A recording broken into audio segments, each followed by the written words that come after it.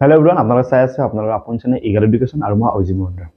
আকৌ এখন নটিফিকেশ্যন আহিছে। নটিফিকেশ্যনখন মোৰ পিছফালে আছে, আপোনালোকে দেখিছে। আৰু যেতিয়া এনেকুৱা কিবা নটিফিকেশ্যন আহে যিখিনি বিষয়ে আমি ক'ব লাগে বুলি ভাবোঁ, তো সেই নটিফিকেশ্যনৰ বিষয়ে আমি নিশ্চয় ক'ম। নটিফিকেশ্যনখন দুদিনমান আগতে আহিছিলে, যদিও মই আজি কৈছোঁ। বহুত সংখ্যক ছাত্ৰ ছাত্ৰীৰ বিষয়ে এই নটিফিকেশ্যনখন দেখিছে।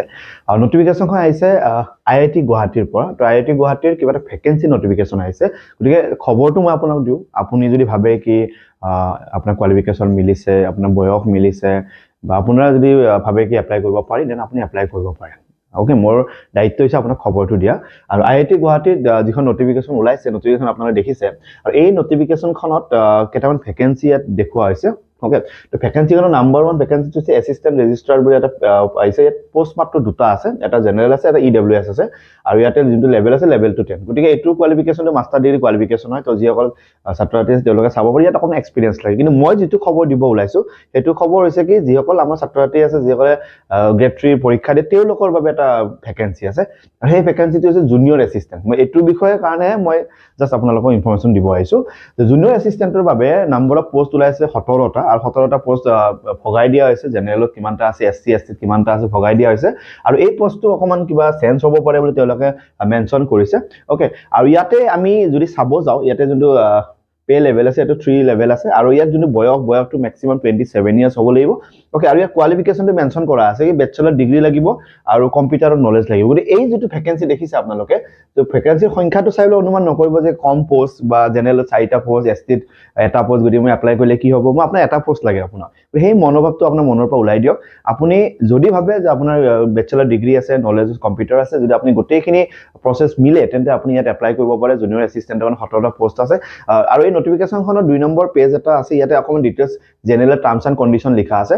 আৰু টাৰ্মছ এণ্ড কণ্ডিশ্যন এনেকুৱা হৈছে, এছিষ্টেণ্ট ৰেজিষ্টাৰৰ কাৰণে 1000 টকা ফিজ লাগিব, আৰু জুনিয়ৰ এছিষ্টেণ্টৰ কাৰণে 500 ৰুপিজ ফিজ লাগিব। ঠিক আছে, তো এইটো ইয়াতে মেনশ্যন কৰা আছে। আৰু ইয়াতে যোনটো এপ্লিকেশ্যন লিংক থাকিব, এইটো 13 তাৰিখৰ পৰা অলৰেডি খোলা আছে, মানে অলৰেডি খোল খাই আছে। আপোনালোকে যাব পাৰে। আৰু জানুৱাৰী 13 তাৰিখ ইয়াৰ লাষ্ট ডেট থাকিব। গতিকে যদি আপোনালোকে ভাবে ইয়াত এপ্লাই কৰিব পাৰে। ওকে, আৰু বাকী বয়সৰ ক্ষেত্ৰত যদি আমি ক'ব যাওঁ, অকণমান ৰিলেক্সেশ্যন আছে। আমাৰ যিবোৰ বাকী কেণ্ডিডেট আছে তেওঁলোকৰ আমাৰ ৰিলেক্সেশ্যন থাকে। যিটো আমাৰ আনৰিজাৰ্ভ জেনেৰেল, তেওঁলোকৰ বাবে একো সুবিধা নাথাকে, এইটো আমি সকলোৱে জানো। তো এই নটিফিকেশ্যন বাকীখিনি কণ্ডিশ্যন আপোনালোকে এবাৰ পঢ়ি চাব, যিখিনি কণ্ডিশ্যন আপোনালোকে ল'ব বিচাৰে। অ'কে, আৰু ঠিকে আছে, এইখিনি নটিফিকেশ্যন আপোনাক দেখাইছোঁ। বাকীখিনি আপোনালোকে 2টা পেজে আছিলে, তো 2টা পেজ আপোনাক দেখাইছোঁ। আৰু অকণমান যদি কিবা আপডেট লাগে, এই গোটেই PDFটো মই আপোনাক টেলিগ্ৰাম গ্ৰুপত দি দিম। আপুনি টেলিগ্ৰাম গ্ৰুপত গৈ পেলাই গোটেইখিনি চাব পাৰিব। বাট গোটেইখিনি অলৰেডি মই আপোনালোকক দিছোঁ। অ'কে, আৰু ইয়াতে এটা ৰিটাৰ্ণ এক্সামিনেশ্যন হ'ব, আৰু এটা ইণ্টাৰভিউ হ'ব ইয়াত মেনশ্যন কৰা আছে।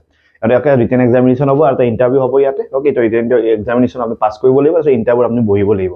ঠিক আছে, আৰু ৰিটাৰ্ণ এক্সামিনেশ্যনৰ পিছত আপোনালোকক মাতিব। অ'কে, আৰু এখন আণ্ডাৰটেকিং ফৰ্ম এখনো ইয়াতে মেনশ্যন কৰা আছে। মেবি এখন আপোনালোকে ছাবমিট কৰিব লাগিব।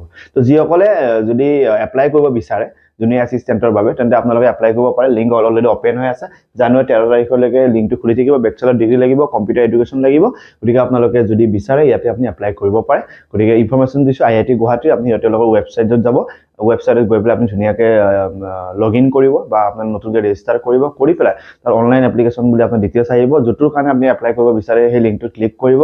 তাত আপোনাৰ ইনফৰমেশ্যনখিনি ধুনীয়াকৈ পুট কৰিব। তাৰপিছত এটা পে'মেণ্ট ছিষ্টেম আহিব, 500 ৰুপিজৰ পে'মেণ্ট ছিষ্টেম আহিব। সেই 500 ৰুপিজৰ পে'মেণ্ট ছিষ্টেম দি আপুনি এপ্লাই কৰিব পাৰিব।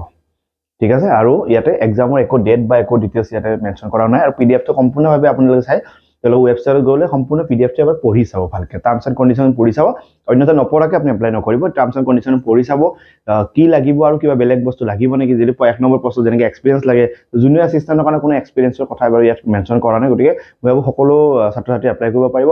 ভেকেঞ্চি কম, বহুত বেছি বুলি কোৱা নাই, বাট এপ্লাই কৰিব পাৰিব। এটা ৰাস্তা আছে। এটা এক্সামত বহিলে আপোনাৰ নতুন অভিজ্ঞতা হ'ব। নতুন অভিজ্ঞতা হ'লে আপুনি নতুন শিকিব পাৰিব, নিজৰ মিষ্টেকবোৰ ক্লিয়াৰ কৰিব পাৰিব। চাকৰিটোৰ পিছত প্ৰথম ৰিটেন এক্সাম এটা যদি আপুনি বেছিকৈ বহে, তেতিয়া আপুনি আপকামিং এক্সামবোৰত আপোনাৰ কাৰণে কামত আহিব। গতিকে ৰিটেন এক্সামত বেছিকৈ বহিব চেষ্টা কৰক। আৰু এতিয়ালৈকে অফিচিয়েল ৱেবছাইটত গৈ সম্পূৰ্ণ ডিটেইলছ এবাৰ পঢ়ি চাওক। যদিও মই ইয়াত চিম্পুল কথাখিনি কৈছোঁ, আপুনি ধুনীয়াকৈ পঢ়ি চাওক। আৰু যদি সকলো ফালে মিলিছে, দেন এপ্লাই কৰক। শুভেচ্ছা আছে। চাই থাকিব আপোনাৰ আপোন channel Eagle Education. Thank you so' much.